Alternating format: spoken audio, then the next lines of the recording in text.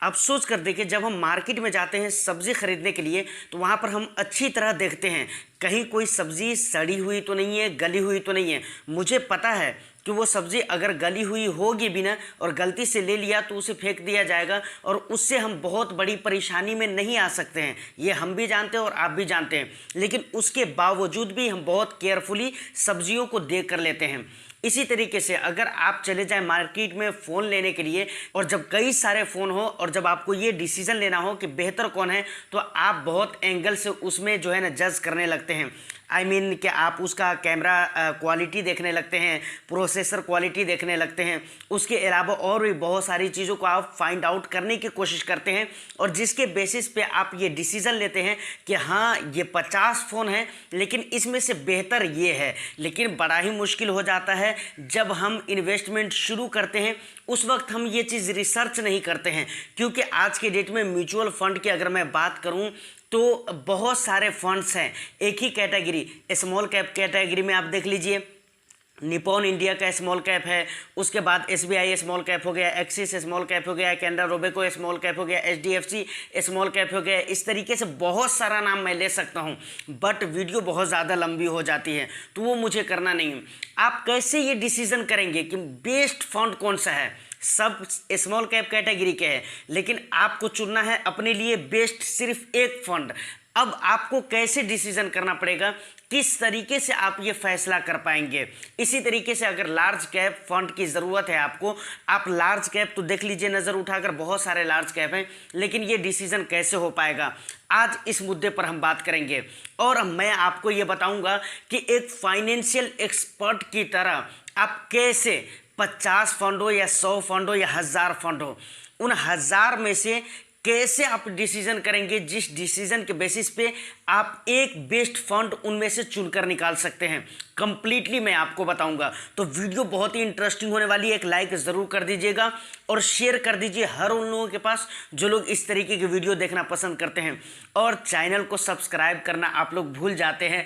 मैं अपनी एनालिटिक्स में देखता हूँ बहुत ऐसे लोग हैं जो वीडियो देखते हैं बट वो सब्सक्राइब नहीं किए हैं, तो अगर आपको दिल गवारा करे तो ज़रूर सब्सक्राइब कर लीजिए। देखिए, कोई फंड अच्छा है या ख़राब है, या कोई फंड बहुत अच्छा है या बहुत ख़राब है, या किस हद तक अच्छा है किस हद तक ख़राब है, ये चीज़ जानने के लिए एक दूसरे फंड से आपको तुलना करके देखना पड़ेगा। आई मीन के कंपेयर करके देखना पड़ेगा।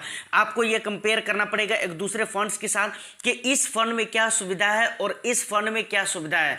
अब यहाँ पर एक चीज़ मैं बताना चाहूँगा जो बहुत सारे लोग जनरल तरीके से ये गलती करते हैं ना, आम तरीके से ये गलती करते हैं, वो ये करते हैं कि जब फंड के एनालिसिस वो करते हैं तो सिर्फ और सिर्फ रिटर्न देखते हैं, जबकि आपको ऐसा नहीं करना चाहिए। सिर्फ पास्ट रिटर्न का ये मतलब नहीं है कि वो फ्यूचर में भी अच्छा परफॉर्म करेगा। जब आप एक फंड को दूसरे फंड के साथ कंपेयर करेंगे, वहाँ पर आपको सबसे पहले क्या देखना चाहिए? पास्ट रिटर्न देखना चाहिए, पास्ट परफॉर्म देखना चाहिए। उसके बाद दूसरे नंबर पे जो आपको देखना चाहिए कि भाई रेटिंग किस तरीके की दी है। उसके बाद जो आपको देखने चाहिए कि फंड साइज क्या है। उसके बाद आपको देखने चाहिए कि फंड कितना पुराना है। देखिए, ये सारे बेसिस है, मैं सब पे ऑलरेडी बात कर चुका हूं। मतलब किसी एक चीज को लेकर, किसी एक एंगल से आप किसी भी फंड को अच्छा या बुरा नहीं कह सकते हैं। समझ रहे कि नहीं? इन सारी चीजों को देखना होता है।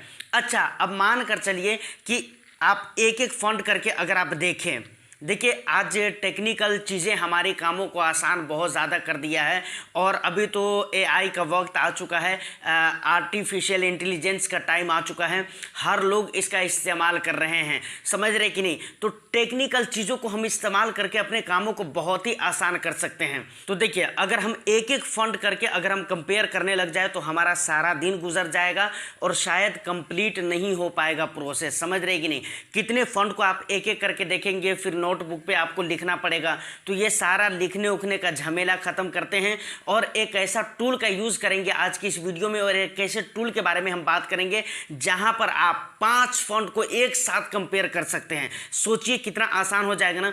आप 2 बार में 10 फंड को कंपेयर करके देख सकते हैं और इजीली आप वहां पर डिसीजन ले सकते हैं कि इनमें से कौन सा फंड बेहतर है, कौन सा फंड बेहतर नहीं है, आपके लिए कौन सा फंड सूटेबल हो सकता है। देखिए, बहुत सारे लोग, मैं तो कहता हूँ रेटिंग देखिए। अब इसका ये मतलब नहीं है कि आप रेटिंग के ही ऊपर निर्भर हो जाइए। अगर रेटिंग अगर किसी की 5 स्टार की है या 4 स्टार की है तो इसका ये मतलब नहीं कि 100 to 10% वो फंड सही है। सिर्फ एक बेसिक पे देखिए, पीछे भी मैं कह चुका हूँ, सिर्फ एक चीज़ और एक एंगल को देखकर आप फंड को अच्छा या बुरा नहीं कह सकते हैं।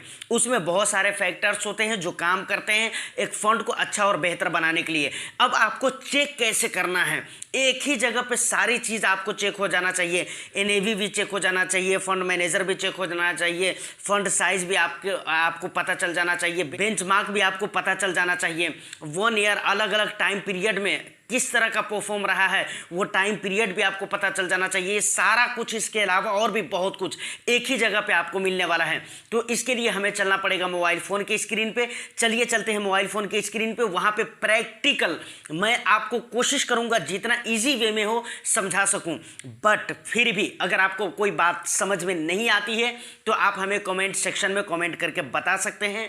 मैं जितनी जल्द हो सके कोशिश करूँगा। देखिए एक चीज़ मैं आपको बताता हूँ, 9 बजे रात के बाद मैं बिल्कुल फ्री हो जाता हूं। और ज़्यादातर अगर आप मेरे वीडियोस को देखते हैं तो आपको पता होगा कि रात को ही मैं कमेंट का आंसर करता हूं, क्योंकि टाइम का थोड़ा मसला रहता है। तो मैं जितनी जल्दी हो सके आपके कमेंट को आंसर ज़रूर करूंगा अगर कोई बात समझ में नहीं आती है तो। देखिए वीडियो के डिस्क्रिप्शन में आपको एक लिंक मिल जाएगा। जब उस लिंक पे आप क्लिक करेंगे तो डायरेक्ट आप इस पेज पे पहुंच जाएंगे।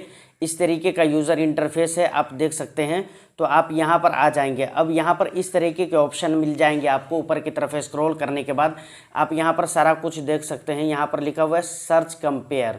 उसके बाद यहाँ पर इंटर स्कीम 2 स्कीम 3 वगैरह गिनती नहीं लिखी हुई है, लेकिन यहाँ पर जो आप लाइनिंग देख रहे हैं ना, यहाँ पर आपको फ़ंड ऐड करने हैं। वो 5 फंड आपको ऐड करने हैं जिस फंड के बीच में आप कंपेयर करना चाहते हैं। जैसे मैं कंपेयर करना चाहता हूँ इंटर स्कीम ए में मैं डाल देता हूँ SBI स्मॉल कैप। चलिए SBI स्मॉल कैप फंड आ गया। उसके बाद मैं डाल देता हूँ निपॉन इंडिया। ये सारे स्मॉल कैप कैटेगरी के ही फंड रहेंगे। तो मैं देखता हूँ इनमें कंपेयर करके, तो निपॉन इंडिया स्मॉल कैप ये आ गया। यहाँ पर हमने 2 फंड को ऐड कर दिया है। उसके बाद तीसरा फंड हम डालेंगे Canara Robeco small cap fund को भी मैंने ऐड कर दिया है। उसके बाद डालेंगे HDFC स्मॉल कैप फंड। उसके बाद एक्सिस स्मॉल कैप फंड डालेंगे। देखिए ये 5 फंड हमने ऐड कर दिए हैं और सारे स्मॉल कैप कैटेगरी के हैं और सारे डायरेक्ट प्लान है। समझ रहे कि नहीं, मैंने सारे डायरेक्ट प्लान लिया है। एक बात यहाँ पर ध्यान रखने वाली ये है कि आप अगर कंपेयर करेंगे ना तो सेम कैटेगरी के फंड को आपको कंपेयर करना पड़ेगा। ऐसा नहीं कि एक फंड होना चाहिए स्मॉल कैप कैटेगरी का, एक होना चाहिए मिड कैप कैटेगरी का, एक लार्ज कैप कैटेगरी का, तो फिर कंपेयर का कोई मतलब ही नहीं रहता है। कंपेयर का मतलब ये होता है कि सेम चीज़ में बढ़िया चीज़ निकालना, सेम चीज़ में बढ़िया चीज़ निकाल कर और बढ़िया पॉइंट्स की वजह से किसी भी चीज़ को अच्छा या बुरा कहना, ये होता है असल कंपेयर। तो सेम कैटेगरी के होने चाहिए। सेम कैटेगरी के 5 फंड हमने ऐड कर दिए हैं। उसके बाद यहाँ पर आपको कैलकुलेट पर क्लिक कर देना है। ये कैलकुलेट का ऑप्शन है, मैंने इस पर क्लिक कर दिया है। मैंने क्लिक कर दिया है, इसको स्क्रॉल करेंगे ऊपर की तरफ तो देख सकते हैं ये सारा रिजल्ट आपके सामने शो हो जाएगा। यहाँ पर ये सारे फंड्स हमारे सामने आ चुके हैं जैसा कि आप देख पा रहे हैं। अब सबसे पहले हम बात कर लेते हैं। देखिए यहाँ पर SBI है। SBI के अगर हम SBI स्मॉल कैप फंड की अगर हम बात करें तो ये ओपन इंडेड फंड है। यहाँ पर आप देख पा रहे हैं तो 2 रैंकिंग है। उसके बाद स्कीम एसेट की अगर मैं बात करूँ मतलब तो देख लीजिए यहाँ पर 4,827 करोड़ है। इंसेप्शन डेट भी यहाँ पर आपको देखने को मिल जाता है। उसके बाद आप यहाँ पर देख सकते हैं लास्ट डिविडेंड, तो ये चीज़ यहाँ पर NA मतलब नील शो कर रहा है। उसके बाद बेंचमार्क भी इसका देखने को मिल जाता है, BSE 100 है। उसके बाद मिनिमम इन्वेस्टमेंट जो है वो भी यहाँ पर आपको देखने को मिल जाएगा, मतलब 5,000 रुपये से आप इसमें इन्वेस्टमेंट शुरू कर सकते हैं। समझ रहे हैं कि नहीं। उसके बाद यहाँ पर AMC की डिटेल्स भी आपको देखने को मिल जाएगी। उसके बाद और भी ऊपर की तरफ करेंगे तो यहाँ पर AMC एसेट ये सारी चीज़ भी आपको देखने को मिल जाएगी। उसके बाद NAV डिटेल्स भी यहाँ पर आपको देखने को मिल जाता है। उसके बाद और भी बहुत सारी चीज़ है, मतलब एक एक करके अगर मैं आपको गिनाऊँ तो मुझे लगता है कि काफ़ी वीडियो लंबी हो जाएगी। जिसकी ज़रूरत नहीं है। उसके बाद अगर आप रिटर्न्स को देखना चाहते हैं तो रिटर्न्स भी आप देख सकते हैं यहाँ पर, 1 महीने में किस तरह का रिटर्न्स दिया है, उसके बाद पिछले गुजरे हुए 6 महीने में किस तरह का रिटर्न्स दिया है, 1 ईयर में किस तरह का रिटर्न्स है, ये सारे रिटर्न्स भी देख जाते हैं। ये पहले फंड की मैं बात कर रहा था, मतलब SBI की। उसके बाद निप्पॉन इंडिया का आप इस लाइन में डिटेल्स इसकी पूरी मिल जाएगी। यहाँ तक ये सारी डिटेल्स जो देख रहे हैं ये निप्पॉन इंडिया की डिटेल्स है, समझ रहे हैं कि नहीं।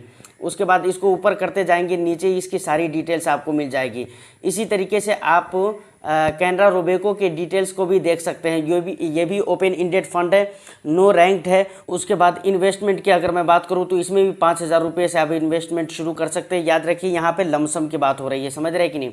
उसके बाद Canara Robeco asset management company limited, अगर इसकी डिटेल्स को आप यहाँ पर चेकआउट करना चाहें तो यहाँ पर क्लिक करके आप इसकी डिटेल्स को भी चेकआउट कर सकते हैं। और भी बहुत कुछ अगर जानना हो तो यहाँ पर लिखा हुआ है मोर स्कीम इन्फो, इस पर आप क्लिक करके इस स्कीम के बारे में और भी बहुत सी चीज़ें ऐसी है जो आप जान सकते हैं। उसी तरीके से इसके रिटर्न्स को भी आप देख सकते हैं, समझ रहे कि नहीं। यहाँ दूसरे नंबर पर है तो इसके ये तीसरे नंबर पे इसके रिटर्न्स को यहाँ पर आप देख सकते हैं। उसके बाद आ जाता है कौन सा, HDFC स्मॉल कैप है। यहाँ पर ऊपर करेंगे, ये नीचे में सारी डिटेल्स इसकी आ जाएगी, जितनी रिटर्न्स वगैरह भी है सारी डिटेल्स आ जाएगी। उसके बाद आ जाता है हमारे सामने कौन सा, एक्सिस स्मॉल कैप, इसके भी डिटेल्स को हम यहाँ पर चेकआउट कर सकते हैं। डिटेल्स में यहाँ इसको ऊपर करते जाएंगे, ये सारी डिटेल्स आपके सामने शो होती जाएगी। 1 ईयर, 2 ईयर, 1 मंथ, 6 मंथ, सारे रिटर्न्स भी आपके सामने शो हो जाएंगे। अब एक ज़रूरी बात यहाँ पर याद रखने वाली ये है कि यहाँ पर इसको हम नीचे की तरफ स्क्रॉल करेंगे तो यहाँ पर आप देख लीजिए, यहाँ पर टाइम पीरियड दिया गया है, समझ रहे कि नहीं। ये 1 ईयर टाइम फ्रेम में अभी मैं देख रहा था। 2 ईयर के टाइम फ्रेम में अगर आपको देखना है तो 2 ईयर पे क्लिक करना है। अब जो भी रिजल्ट्स होंगे वो 2 ईयर टाइम फ्रेम पे शो हो जाएंगे। 3 ईयर पे अगर आपको देखना हो तो 3 ईयर पे आप क्लिक कर लीजिए, सारे रिजल्ट्स आपको 3 ईयर्स पे शो हो जाएंगे और सारी चीज़ आपको दिख जाएगी। तो इस तरीके से यहाँ पे पूरे डिटेल्स आप निकाल सकते हैं। एक ही जगह पे सारी डिटेल्स आपको मिल जाएगी हर फंड के, और एक बार में आप 5 फंड की डिटेल्स को निकाल सकते हैं। तो सोच लीजिए कितना मतलब आसान हो जाता है ना काम हमारे लिए। तो इस तरीके से उम्मीद है कि वीडियो आपको अच्छी लगी हो, ज़रूर लाइक कर दीजिए। तो फाइनली आपको पता चल गया है कि एक बेस्ट फंड को कैसे चुन कर निकाला जाता है। अगर कोई बंदा आपके सामने एक ही कैटेगरी का 50 या फिर 100 या फिर 1000 फंड भी लाकर रख दे तो मुझे उम्मीद है, आई होप डैट, कि आप बहुत जल्दी ये फाइंड आउट कर लेंगे कि इन 1000 फंड में से एक वो कौन सा फंड है जो बहुत ही बेहतर है, जो सबसे अलग है। तो उम्मीद करता हूँ कि वीडियो आपको अच्छी लगी हो। वीडियो अगर अच्छी लगी है तो इसी तरह के इंटरेस्टिंग कंटेंट को देखने के लिए वीडियो को लाइक करके चैनल को सब्सक्राइब जरूर कर लीजिए, शेयर कर दीजिए उन लोगों के पास जो लोग इस तरीके की वीडियो देखना पसंद करते हैं। और हमारे हौसला अफजाई के लिए आप जरूर चैनल को सब्सक्राइब कर लें। फिर मैं मिलता हूं किसी नेक्स्ट एंड इंटरेस्टिंग वीडियो में। जब तक के लिए all the best. Thank you for watching.